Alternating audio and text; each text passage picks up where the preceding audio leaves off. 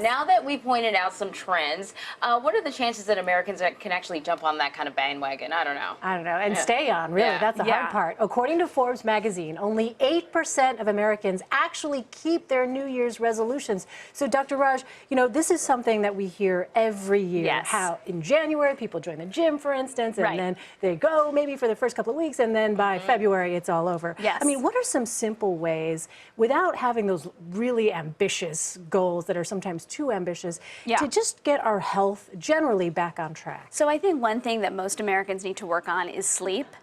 Sleep can I know what affect. you're talking about, Dr. Not at all. It's I'm only talking like to the- one of the top 3 things that Elaine and I talk about All the time. You know, how little sleep, you know, we'll one up each other. Well, I got, you know, X number of hours. Well, I got X number of And hours. the thing about sleep is it's not just about feeling tired. It affects your mental state. It affects your ability to lose weight, your ability to exercise. Yeah. So sleep is of the utmost importance. And you know, when we say get the 8 hours, many people say there's no way I'm going to do that. Try doing it in small chunks, just 15 minutes earlier to bed every night. We can all do that, okay? And you start with that, and the next week you do another 15 minutes. And before you know it, you are going to bed an hour earlier, which can make a significant difference. So the baby steps, I think that's the key to getting more sleep. I think that is good advice. So I want to ask you a question. Yes. I work, you know, crazy hours. I'm here at like 2 a.m. and Yeah. before that it was even crazier. Yeah. And so getting, you know, that 8 hours Sure. is a challenge. Right. I try to make up for it by maybe napping on the train. I mean, Right. can you cobble together enough hours to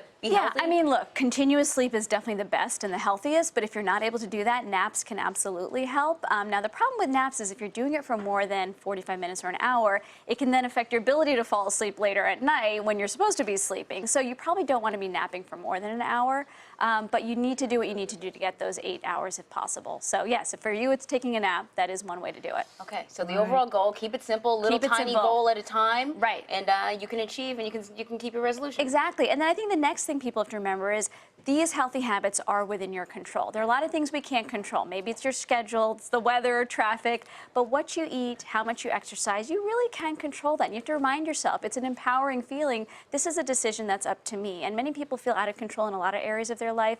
This is one place you can take control, and it's controlling your environment. If it's hard for you to resist sweets, you don't keep them in your house. You know, if you need to exercise, but childcare is an issue, you need to find help to arrange for that so you can go to the gym. All right, all good advice, Doctor. Yes. We need to have you check in with us in July. Let's do that. I know. Keep you on your toes. That's right. Dr. Raj, thank you so much. Thank you.